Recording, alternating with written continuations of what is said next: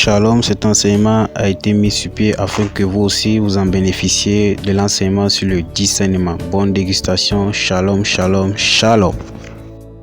Le discernement numéro 8. Cet enseignement est la 8e partie d'une série de 10. Veuillez lire les 9 autres parties. 6. La prostitution.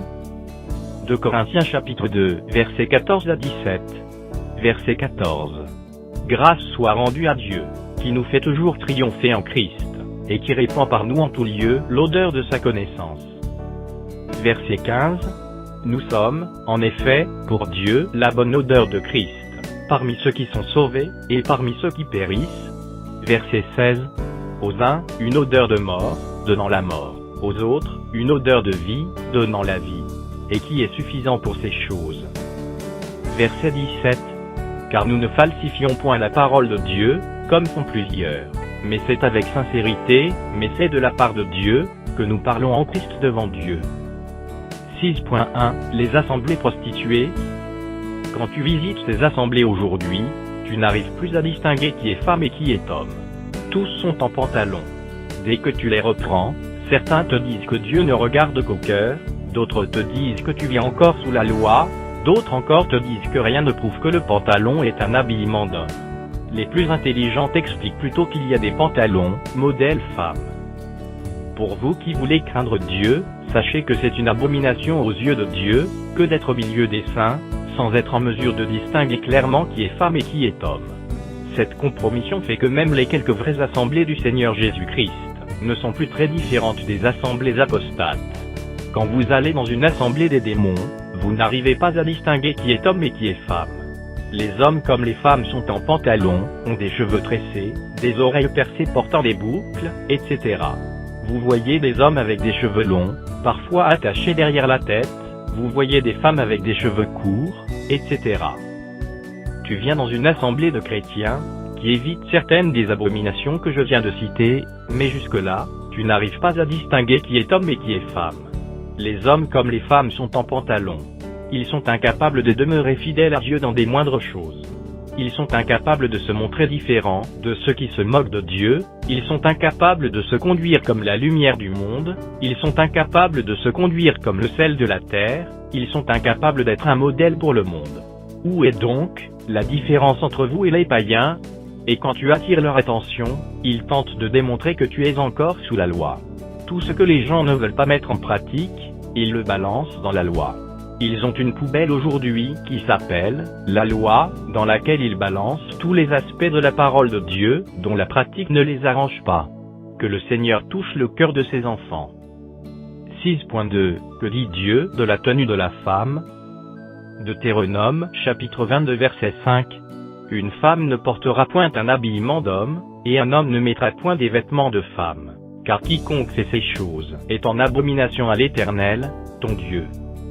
Retenez que Dieu avait voulu expressément faire de l'homme ce qu'il est, et de la femme ce qu'elle est. Dieu, ayant volontairement fait l'homme et la femme différents, avait choisi de marquer cette différence, même dans leurs vêtements respectifs. Si vous craignez Dieu, ne tentez pas de lui prouver que vous raisonnez mieux que lui. Ceux qui tentent de créer des polémiques autour du pantalon, n'ont qu'à se référer à l'histoire, et ils comprendront que c'est au début de cette dernière génération, qui devait préparer le règne de l'Antichrist, que les femmes ont commencé à porter le pantalon. C'était un signe d'émancipation de la femme, c'est-à-dire un signe de rébellion devant Dieu. N'oubliez pas que ce que vous appelez émancipation ici, n'est autre chose qu'une vraie révolte devant Dieu. 1 Timothée chapitre 2 versets 9 à 10. Verset 9. Je veux aussi que les femmes, vêtues d'une manière décente, avec pudeur et modestie, ne se parent ni de tresses, ni d'or, ni de perles, ni d'habits somptueux. Verset 10. Mais qu'elles se parent de bonnes œuvres, comme il convient à des femmes qui font profession de servir Dieu. 1 Pierre chapitre 3 versets 3 à 6. Verset 3. Ayez, non cette parure extérieure qui consiste dans les cheveux tressés, les ornements d'or, ou les habits qu'on revêt. Verset 4. Mais la parure intérieure est cachée, dans le cœur, la pureté incorruptible d'un esprit doux et paisible, qui est d'un grand prix devant Dieu. Verset 5. Ainsi se paraient autrefois les saintes femmes qui espéraient en Dieu, soumises à leur mari. Verset 6. Comme Sarah, qui obéissait à Abraham, et l'appelait son Seigneur. C'est d'elles que vous êtes devenues les filles, en faisant ce qui est bien, sans vous laisser troubler par aucune crainte. Dans ces assemblées prostituées, les femmes ne se voilent pas. Les agents de Satan leur ont enseigné que leur chevelure suffit comme voile. Pourtant quand vous lisez 1 Corinthiens chapitre 11, l'enseignement est absolument clair. Revoyons cet enseignement ensemble. 6.3, 1 Corinthiens chapitre 11, versets 3 à 16. Verset 3. Je veux cependant que vous sachiez que Christ est le chef de tout homme, que l'homme est le chef de la femme, et que Dieu est le chef de Christ. Verset 4. Tout homme qui prie, ou qui prophétise, la tête couverte, déshonore son chef. Verset 5. Toute femme, au contraire, qui prie ou qui prophétise, la tête non voilée, déshonore son chef, c'est comme si elle était rasée. Verset 6. Car si une femme n'est pas voilée, qu'elle se coupe aussi les cheveux.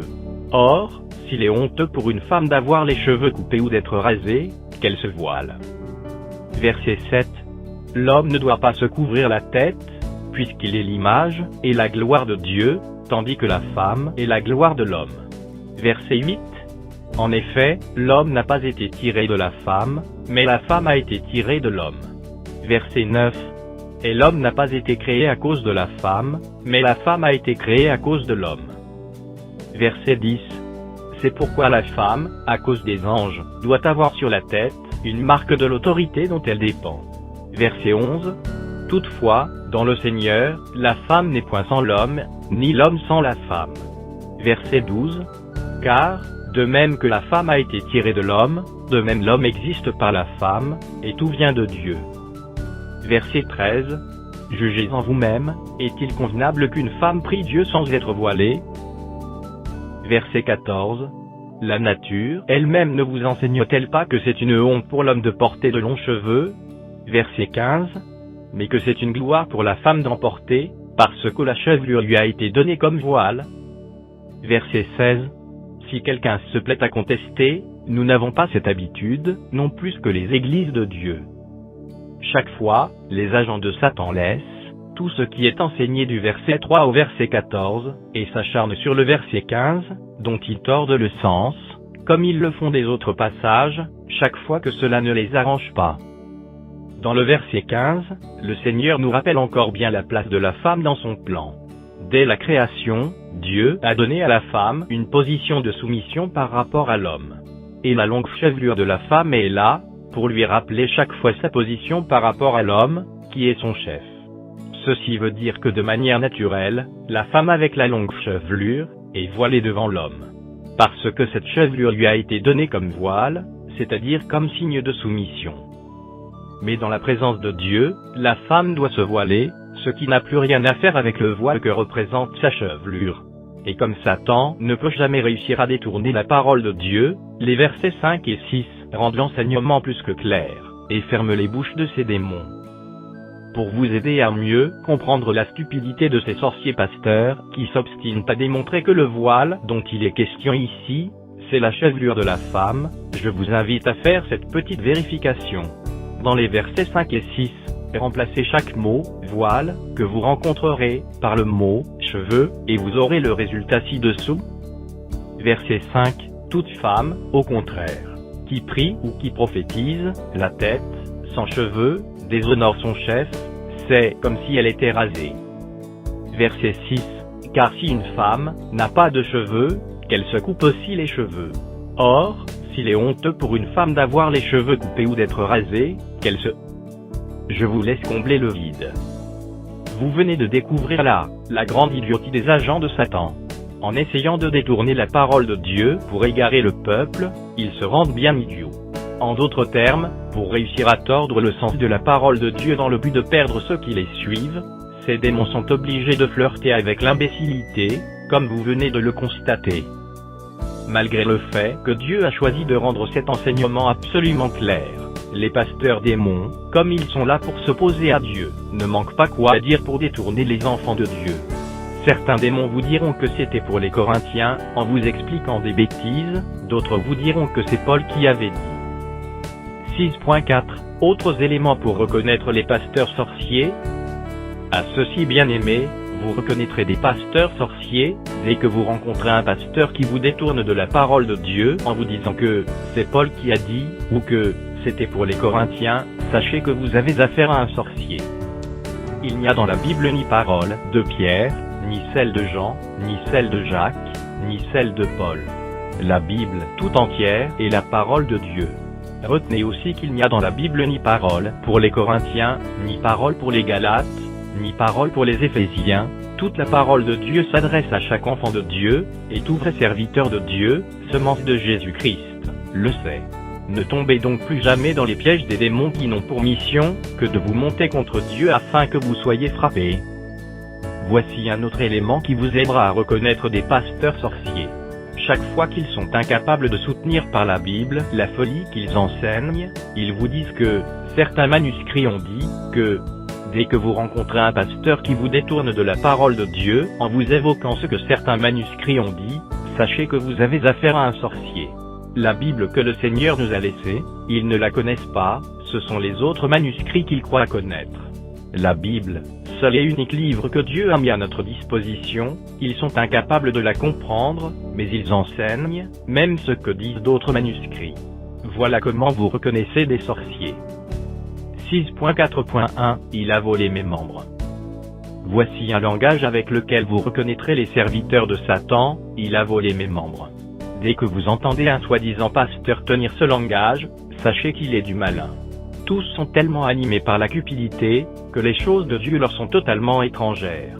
Ils passent leur temps à se disputer les hommes, à cause de ce qu'ils appellent dîmes et offrandes. Ils deviennent ennemis les uns des autres, en s'accusant les uns les autres de ce qu'ils appellent « vol des membres », un vrai langage abominable. Les hommes sont devenus leur propriété. Et chaque fois que vous les croisez, vous n'avez pas besoin de passer 10 minutes avec eux, avant d'entendre ce cri profond de leur cœur, ce soupir qu'ils ne peuvent s'empêcher d'exprimer, ce sont mes membres qui sont dans l'église d'un tel a volé mes membres, mon église était remplie auparavant, dès qu'il est venu, il a tout volé. Ce pasteur-là, c'est un voleur d'âmes, il ne m'appelle même plus, parce qu'il a volé mes âmes. La Bible nous dit que chacun de nous a une seule âme, eux, ils en ont plusieurs. Ils font tout pour tenir les gens captifs, à cause des dîmes et offrandes. Vous les reconnaîtrez. Ces chiens mettent leurs femmes au-dessus de tout le monde. S'ils se font appeler apôtres, leurs femmes seront apôtres assistants, s'ils se font appeler pasteurs, leurs femmes seront pasteurs assistants, etc. Ils ont des grandes assemblées des milliers de fidèles, avec des centaines d'hommes. Mais quand ils ne sont pas là, ce sont leurs femmes qui contrôlent l'assemblée. Il y a quelques renards, un peu plus malins, qui, pour prouver aux gens qu'ils respectent les consignes selon lesquelles la femme ne doit pas prendre de l'autorité sur l'homme, ont plutôt nommé leur femme enseignante des femmes. D'autres démons plus grands encore, font même déjà appeler leur femme première dame. La Bible dit, comme dans toutes les églises des saints, que les femmes se taisent dans les assemblées. Mais dans les églises des abominables, l'abomination est autorisée. Voilà pourquoi les Jézabel peuvent faire tout ce qu'elles veulent. Elles sont constamment devant avec le micro en main. Vous les entendrez donner des ordres aux hommes. Maintenant levez-vous, on va chanter. Asseyez-vous. Les démons, pour vous détourner, vont vous parler de Catherine Kuhlman, de Déborah, des femmes qui ont été les premières à voir Jésus après la résurrection, du verset de Joël chapitre 2 verset 28 qui dit que, après cela, je répandrai mon esprit sur toute chair.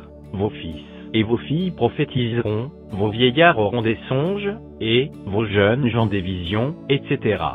D'autres démons vous diront que la femme samaritaine dans Jean, chapitre 4, était la première femme évangéliste. Retenez une fois pour toutes, que la femme n'a aucun droit d'enseigner, ni de prendre de l'autorité sur l'homme. Ne tombez donc plus dans les pièges des agents de Satan. Tout ce que vous appelez, femmes pasteurs, femmes évangélistes, femmes docteurs, femmes prophétesses, qui ont un ministère indépendant d'une assemblée locale, femmes apôtres, ou tout simplement, femmes anciens, sont des sorcières. Que celui qui a des oreilles pour entendre, entende. Et si quelqu'un se plaît à contester, nous n'avons pas cette habitude, non plus que les églises de Dieu. 1 Corinthiens chapitre 14, versets 33 à 34. Verset 33. Car Dieu n'est pas un Dieu de désordre, mais de paix. Comme, dans toutes les églises des saints. Verset 34. Que les femmes se taisent dans les assemblées, car il ne leur est pas permis d'y parler. mais qu'elle soit soumise, selon que le dit aussi la loi. 1 Timothée chapitre 2 versets 11 à 12. Verset 11. Que la femme écoute l'instruction en silence, avec une entière soumission. Verset 12. Je ne permets pas à la femme d'enseigner, ni de prendre de l'autorité sur l'homme, mais elle doit demeurer dans le silence. 6.4.2 Témoignage. Je vous donne de témoignages, pour vous montrer jusqu'à quel point les démons ont le sang-froid quand ils s'opposent à Dieu. J'ai été invité un jour dans une petite assemblée des soi-disant chrétiens, réveillés qui ont fui la folie de ces églises pourries, et qui se retrouvent plutôt dans leur maison pour prier. Dès que je suis arrivé, je me suis rendu compte que ces frères éclairés, qui ont fui l'aveuglement dans les grandes assemblées, étaient même plus aveuglés que ceux qu'ils avaient fuis. Dès qu'ils ont fini de chanter, c'est-à-dire de louer Dieu, ils m'ont passé la parole. Croyant que j'étais en face de mes frères, avec amour et douceur, je leur ai demandé pourquoi les femmes n'étaient pas voilées. J'ai donc commencé par cette exhortation. Dès que j'ai fini, à ma grande surprise, ce sont les hommes eux-mêmes qui m'ont dit que les femmes n'ont pas besoin de se voiler, que leur chevelure suffisait. Je les ai ramenés dans le passage de 1 Corinthiens chapitre 11, que j'avais pourtant déjà étudié avec eux. Je leur ai demandé de m'expliquer les versets 5 et 6. Dès que les dirigeants ont bien relu les versets 5 et 6, ils se sont rendus compte de leur folie. Je m'attendais donc logiquement à ce qu'ils se repentent pour donner gloire au Seigneur. Mais qu'est-ce qu'ils ont fait? Ils se sont mis plutôt à réciter les mêmes versets plusieurs fois, sans arrêt. Et finalement, ils sont restés sur leur ancienne position. C'est terrible. Et après, je me suis rendu compte avec la question que l'un d'eux m'a posée, que c'était une petite branche de cette secte satanique, qui enseigne que Jésus-Christ est menteur, et qu'il n'a jamais eu de père. Pour eux, Jésus-Christ qui a passé tout son temps sur terre à ne parler que de son Père, avait perdu la tête. Car disent-ils, Jésus-Christ est le Père, Jésus-Christ est le Fils, Jésus-Christ est le Saint-Esprit. Et ils se glorifient d'être les seuls qui comprennent le secret, et le mystère caché derrière la personne de Dieu, du Fils, et du Saint-Esprit, du moins, ce que les catholiques ont choisi d'appeler Trinité. Le deuxième témoignage concerne un autre pasteur, qui se glorifie d'être le seul qui craint Dieu, et qui enseigne la sanctification, parmi tous les pasteurs de sa région. Dès que je me suis rendu compte que dans son assemblée, les femmes ne se voilaient pas, je me suis assis avec lui en privé, avec un autre pasteur, pour examiner ce sujet. Il a commencé à étaler les théories des instituts sataniques, qu'ils appellent instituts bibliques, dans lesquels ils apprennent à s'égarer, et à égarer les autres. Il nous a démontré comment les femmes ne doivent pas se voiler, comment c'est quelque chose de passé, comment c'était pour les Corinthiens, comment Paul avait dit cela pour certaines raisons, comment se voiler est différent de se couvrir la tête, comment le foulard est différent du voile, ce que certains manuscrits auraient dit, et ce que certaines recherches auraient révélé, etc. Dès qu'il a fini la philosophie, nous l'avons ramené dans la Bible. Calmement, nous avons examiné le passage de 1 Corinthiens chapitre 11, du verset 1 au verset 16. Quand on a fini, il était coincé, et il a arrêté la philosophie. Il a alors accepté que l'enseignement était clair, et il s'est exprimé clairement. Il nous a donc expliqué qu'auparavant, il enseignait lui-même que les femmes devaient se voiler. Et que toutes les femmes de ses anciennes assemblées, puisqu'il en avait plusieurs, se voilaient. Il continua en disant qu'il était maintenant dans une nouvelle dénomination, et que les gourous de cette nouvelle secte étaient contre le voile. Et pour rester en harmonie avec ces dieux, les gourous qu'il appelait les fondateurs, et les bishops, ce démon avait choisi de mépriser Dieu. Nous avions même cru qu'après notre partage, il devrait se repentir, et demander pardon à Dieu. Attendre que ces gens-là se repentent, ce n'est pas les connaître du tout. Il a juste conclu en nous disant que l'enseignement était vraiment clair, et que nul ne pouvait démontrer le contraire. Il a ajouté que s'il voulait mettre cet enseignement en pratique, cela le mettrait en mauvaise position vis-à-vis de la secte mère. Pour sauvegarder son titre et ses intérêts personnels, ce pasteur, unique prédicateur de la sanctification de la région, n'a pas vu froid aux yeux quand il méprisait volontairement le Dieu véritable, et induisait volontairement les enfants de Dieu en erreur. Ce qui comptait pour lui, c'était d'être en harmonie avec ses compagnons. Voilà comment vous les reconnaissez. Et ils sont tellement nombreux, à détourner volontairement la parole de Dieu, et à tenir la vérité captive, à cause de leur ventre. Si seulement ils étaient ignorants. Jérémie, chapitre 7 verset 28. La vérité a disparu, elle s'est retirée de leur bouche. Que la grâce soit avec vous tous qui avez Jésus-Christ pour maître. Contact et abonnement gratuit. Mission chrétienne de réveil. Email, mail@mcreveil.org. Site web http://www.mcreveil.org.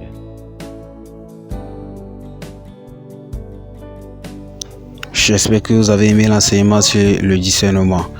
Veuillez écouter les 9 autres parties qui seront mises à votre disposition par la grâce du Seigneur Jésus-Christ. Soyez bénis dans le précieux nom de Jésus-Christ de Nazareth. Amen.